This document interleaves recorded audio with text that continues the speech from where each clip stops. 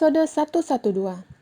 Ucapan Nadia membuat ruang sidang riuh, dan semua yang ada di ruang sidang menatap ke arah Naomi, begitupun dengan Nathan, Andre dan kedua saudari kembar itu.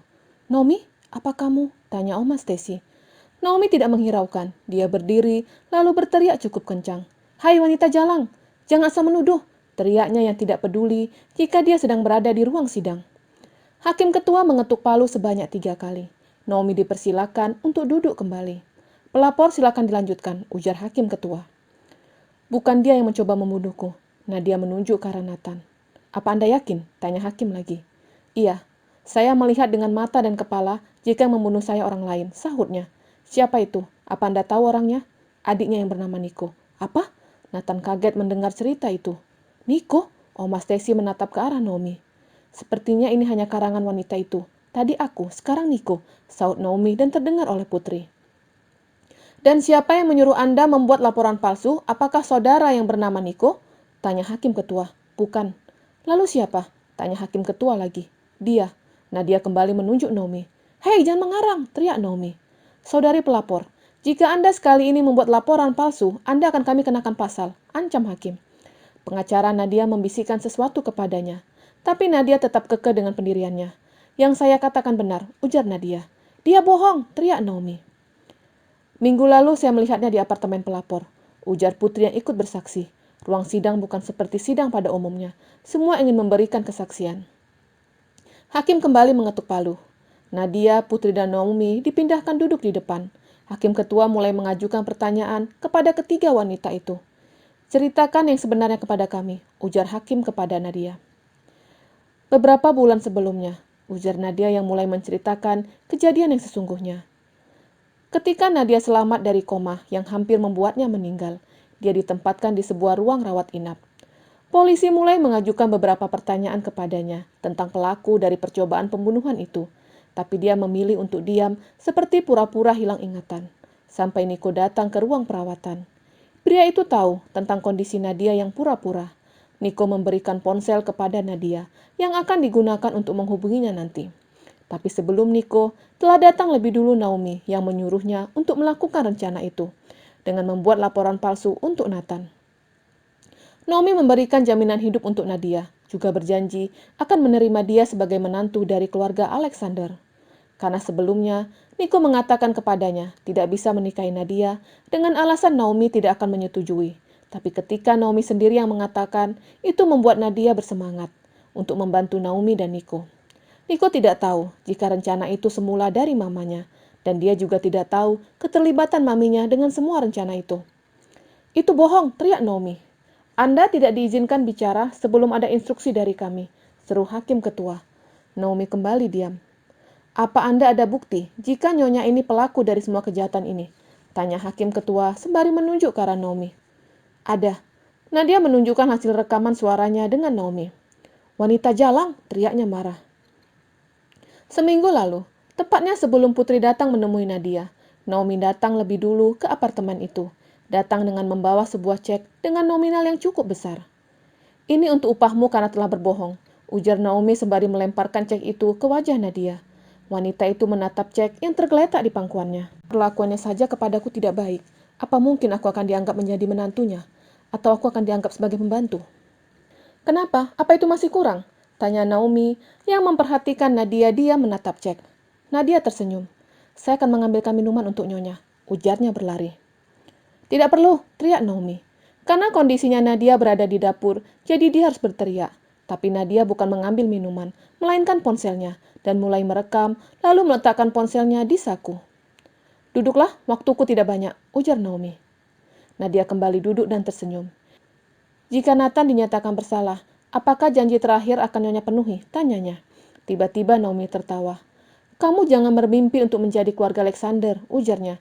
"Kamu itu pelacur, sama seperti istri Nathan, dan aku tidak mau memiliki menantu pelacur," ujarnya sembari tertawa. "Baik jika seperti itu. Maka saya menolak dan saya akan mengatakan yang sebenarnya kepada hakim jika semua ini rencana nyonya," ujarnya sembari berdiri. "Dasar wanita jalang," Naomi menarik rambut Nadia. "Aku tidak akan membiarkanmu melakukan itu. Lakukan perintahku, dan kamu akan segera bebas." Naomi menuliskan jumlah 2 kali lipat dari cek sebelumnya, lalu menjatuhkan ke lantai. "Ini untuk menutup mulutmu. Setiap bulan aku akan memberikan jumlah yang sama. Tapi jika kamu berkhianat, maka aku yang akan membunuhmu. Ujar Naomi sembari menginjak cek itu, seperti dia menginjak sepuntung rokok. Lalu wanita itu berlalu menuju lift. Dan ketika lift terbuka tepat di lantai 1, Putri melihat sosok itu. Sosok yang sangat dikenalnya. Itu bohong, teriak Naomi. Anda diam, seru hakim ketua dan menutup rekaman itu. Apa hanya itu yang membuat Anda sadar? Bukan hanya itu. Tapi kata-kata istri terdakwa yang membuat saya sadar. Jika pelaku yang sebenarnya akan melakukan hal yang sama kepada saya suatu saat nanti. Hakim menyimpan bukti itu, lalu mengajukan pertanyaan kepada Putri. Apa yang Anda lihat? Karena saya putus asa dan cemas dengan keadaan suami, maka saya memutuskan untuk menemui pelapor seorang diri. Ketika memasuki pintu lift, saya melihat lift di depan terbuka dan melihat ada mertua saya keluar dari lift. Saya ikut keluar, tapi tidak menemukan sosoknya. Maka saya kembali ke lift untuk menemui pelapor. Dan di sana awalnya saya tidak yakin jika mertua saya menemui pelapor. Tapi ketika melihat cek yang ada di dekat guci bertuliskan tanda tangan Naomi, membuat saya yakin jika mertua saya terlibat, jelasnya. Ruang sidang kembali riuh. Oma Stacy memegang dadanya. Dia merasa susah untuk bernafas. Melihat itu, Oma Lily langsung meminta Andre untuk membawa Oma Stacy ke rumah sakit. Nathan yang ada di kursi di samping Pak Benny belum mempercayai itu. Tapi ketika mendengar kesaksian istrinya, baru dia percaya. Sedangkan Tari baru mengerti kenapa Putri tidak ingin memakan kek dari Naomi. Ternyata alasannya itu. Sekarang waktu Anda untuk mengakui perbuatan Anda, ujar hakim ketua. Naomi meneteskan air matanya. Dia menatap ke arah Nathan. Saya mengakui semuanya, ujarnya sembari menangis. Dan ruang sidang kembali riuh. Kenapa Anda mau melakukan ini? Bukankah terdakwa adalah anak Anda? Naomi menggelengkan kepalanya.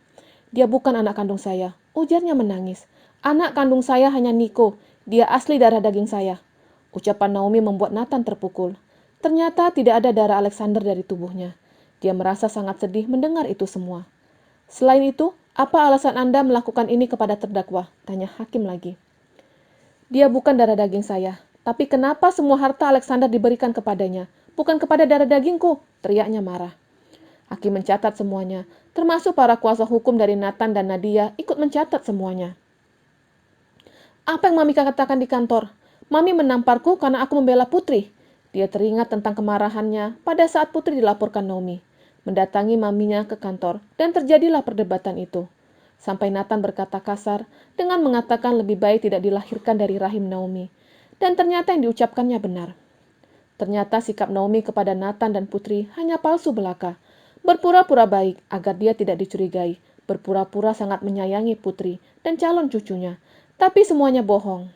Terlihat prihatin ketika Putri memakan salad buah yang diberi obat oleh Nico. Sebenarnya dia bisa saja membiarkan itu. Tapi jika Putri keguguran, maka Nathan akan mencurigainya. Dan rencana untuk membuat Nathan mendekam di penjara gagal. Ketika mendengar pengakuan dari Naomi, pihak hakim langsung membawa Naomi.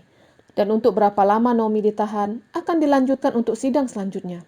Nathan dan Naomi dibawa ke kantor polisi dengan mobil yang sama. Nathan akan dibebaskan setelah menyelesaikan beberapa administrasi. Nathan menatap ke arah Naomi dengan tatapan tajam. Kenapa Mami melakukan ini kepadaku? Kenapa? Serunya. Mami sudah katakan kepadamu, kalau kamu bukan anak kandung Mami, serunya. Lalu siapa ibuku? Tanyanya. Mami tidak tahu. Tanyakan ke makam Leo. Hanya dia yang tahu siapa ibumu. Serunya marah. Putri menyalami Nadia. Anakmu akan bangga denganmu, ujarnya. Nadia membalas uluran tangan itu, lalu memeluk Putri. Aku minta maaf karena telah menuduh Nathan, ujarnya menangis. Putri tersenyum, lalu mendekap kembali Nadia. Aku sudah memaafkanmu. Kejujuran lebih penting dari segalanya. Nadia melepaskan pelukannya. Dia menatap perut Putri yang sekarang mulai terlihat membesar. Jaga anakmu, jangan sampai ada yang mengambilnya. Ujarnya sembari mengelus perut Putri dan berlalu. Putri, ayo. Ajak Oma Lily dan Tari. Karena Andre sedang berada di rumah sakit menemani Oma Stacy, maka mereka ke kantor polisi dengan tim Pak Benny. Selama perjalanan, Tari dan Oma melirik Putri. Kamu hebat, Putri. Puji Oma. Putri menoleh. Aku hanya seorang istri yang mencari kebenaran, sahutnya dan tersenyum. Tapi tindakanmu sungguh luar biasa, puji Tari lagi. Kamu akan melakukan hal yang sama ketika berada di posisiku, sahutnya. Mereka sampai di kantor polisi. Karena berkas-berkas belum selesai, Putri dan yang lainnya memilih duduk di tempat yang telah disediakan. Putri, Sejak kapan kamu tahu kalau Naomi jahat? Tanya Oma Lily. Aku mulai curiga ketika pulang dari apartemen.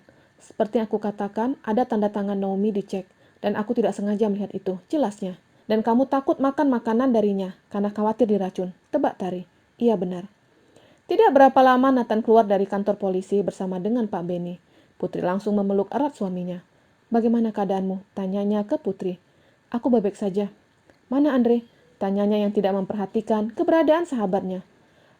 Andre sedang membawa Stacy ke rumah sakit, sahut Oma Lily. Kita ke rumah sakit sekarang, ujarnya dan menghubungi orang-orangnya untuk mengantarkan dia dan keluarganya. Nico sedang duduk santai di beranda belakang. Nathan, kamu akan membusuk di penjara, gumamnya senang. Seorang pelayan berlari menghampirinya. Ada apa? Tanyanya. Ada polisi, sahut pelayan. Mau apa polisi ke sini? Tanya Nico.